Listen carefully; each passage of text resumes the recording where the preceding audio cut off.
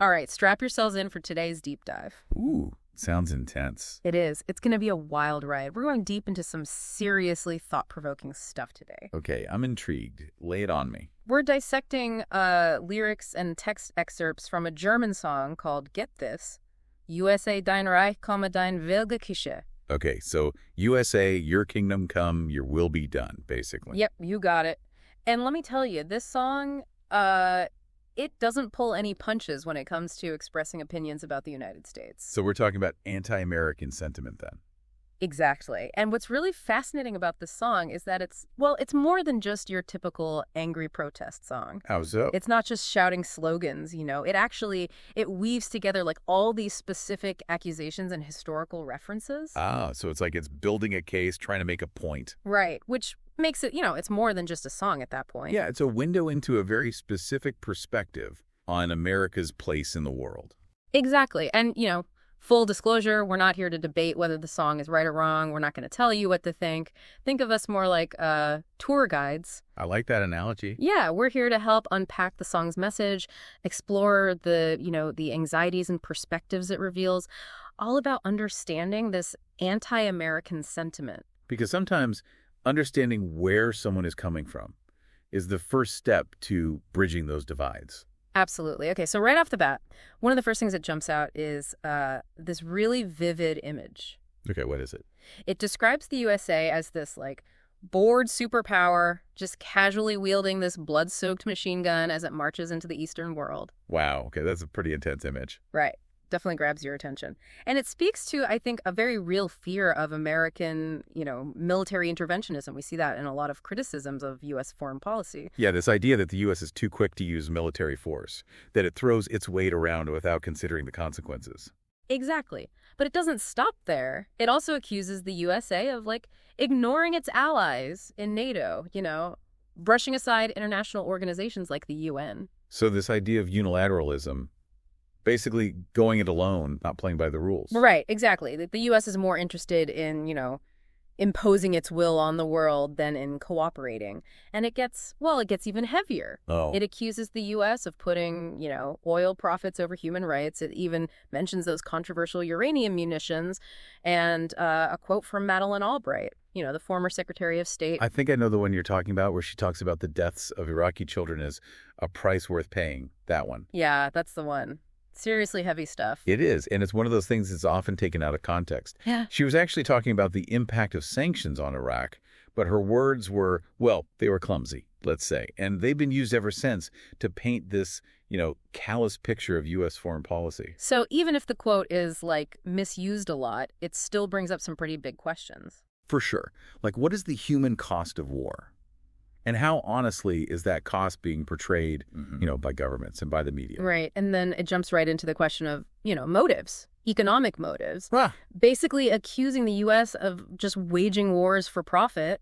It calls out the Gulf War and the invasion of Iraq specifically, saying, that the threat from Iraq was fabricated. To justify the invasion and get access to that sweet, sweet oil. Yep, exactly.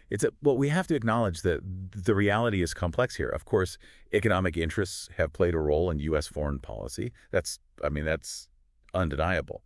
But are they always the primary driver? Mm-hmm. It's a lot more nuanced than that, I think. Yeah, it's not black and white. And it feeds into this whole debate about, American imperialism. Right, this idea that the U.S. is using its power to exploit and control other countries just for its own gain. And what's interesting is that the song doesn't just focus on foreign policy. Really? What else does it bring up? It also goes after, what it sees as internal problems within the USA. Corruption, the power of intelligence agencies, the NSA and CIA, suppression of dissent, things like that. Interesting. So it's tying those internal issues to U.S. actions abroad. Yeah, it's suggesting that these problems at home are actually driving the U.S. to act aggressively out in the world. That's a pretty powerful connection to make. It is, right. And it all kind of comes back to this idea that keeps popping up, the USA being a Lügenstaat. Lügenstaat, what's that mean? It translates to lying state. And this theme, it runs throughout the whole song. Expressing this deep distrust of the American government, huh? Yeah, accusing it of basically manipulating information, deceiving people. Both its own people and the world, I imagine. Exactly. And this erosion of trust in American institutions, it's a key part of that anti-American sentiment. People feel like they can't believe what the U.S. government says. They see hypocrisy, right? Yeah. This disconnect between the U.S.'s actions and its ideals. Right. And speaking of impact, the song also brings up environmental concerns. Okay, like what? Accusing the U.S. of using, get this, uranium-enriched ammunition. Wait, hold on. We need to be careful here. There's a difference between depleted uranium, which is used in some munitions, and enriched uranium, which is what you need for nuclear weapons. Right, of course. Depleted uranium is controversial, don't get me wrong. It can cause environmental damage, potentially health risks too. But it's not like, dropping a nuke. No, definitely not. But the song, I think, is using this accusation to make a bigger point. About the environmental impact of U.S. policies, maybe. Not just specific weapons, but the industries it supports. Things like that. Exactly. The U.S. isn't taking its responsibility as a global leader seriously when it comes to, protecting the environment. And considering this is a German song, that's a country that's been particularly sensitive to environmental issues. Right. And all of this, builds up to this really intense conclusion. Okay, what happens? The song straight up calls for resistance against U.S. dominance. Flat out says there will never be world peace as long as the USA is calling the shots. Wow. That's a pretty bold statement. It is, and it reflects, a deep pessimism about achieving global peace, with the current world order. It sees the U.S. as this inherently, warlike force. Right. As opposed to a force for peace. Yeah. I don't know about you, but I'm already feeling a little overwhelmed. Yeah, it's a lot to process. This song, even with all the strong language, it really does make you think. Ask some tough questions. It reminds us that there are many different perspectives on these issues, and sometimes those perspectives are going to be critical, and we need to be open to hearing them. Absolutely. This is just the tip of the iceberg, though. There's so much more to unpack in this song. Well, I'm ready when you are. Let's keep digging. And in this next part, it really leans into this whole Top-Lugenstadt thing. Top-lying state. Right. It's putting the blame for so much, conflicts, injustices, all on America. It's almost like saying America is so good at lying, that's how it stays on top, manipulating everyone. It definitely feeds into that, mistrust. Are their motives ever pure? The song seems to be saying no. Mm-hmm. That the U.S. is willing to twist the truth or just straight up lie to get what it wants. And it makes some serious accusations, too. It brings up Hiroshima and Nagasaki. Oh, wow. Yeah, questioning if the U.S. would do something like that again. Well, we do have to be careful there. It's true, obviously, the U.S. used atomic bombs. Horrible consequences, no question.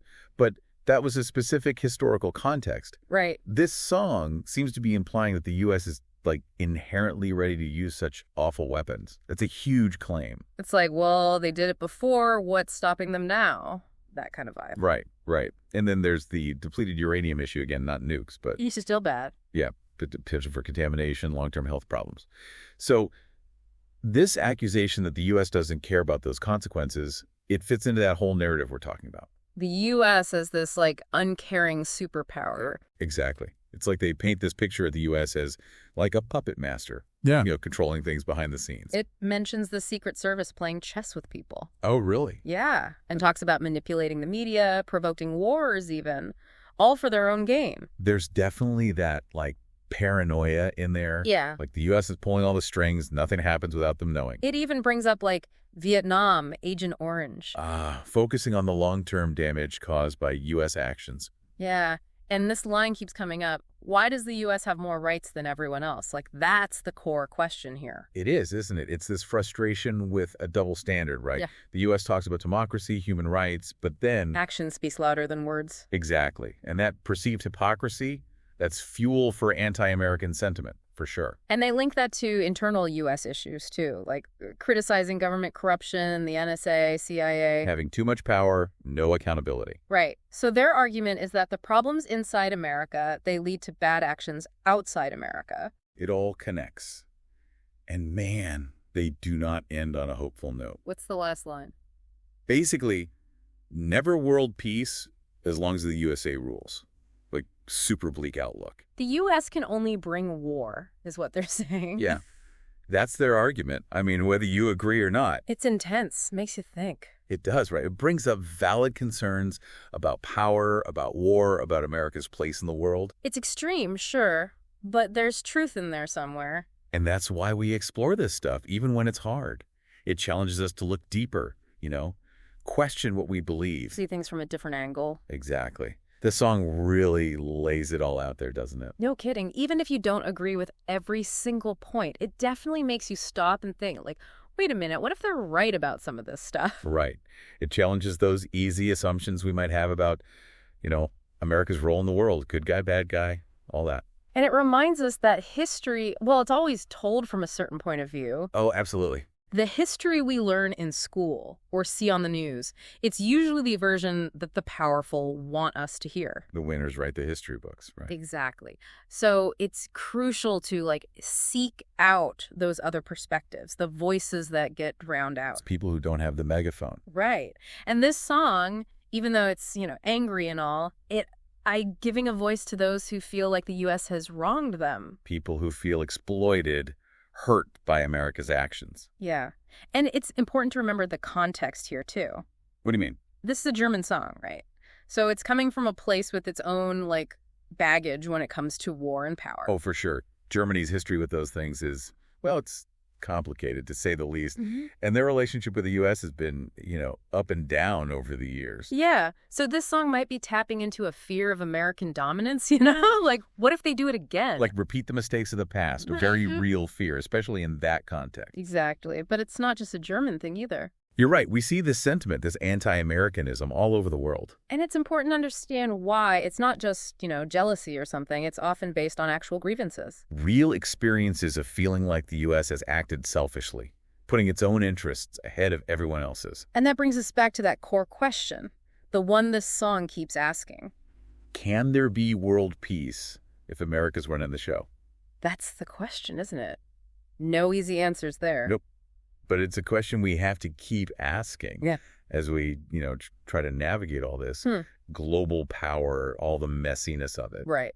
So we've covered a lot here. A German song, pretty harsh critique of the U.S., its foreign policy, the whole deal. Imperialism, warmongering, the environment, all of it.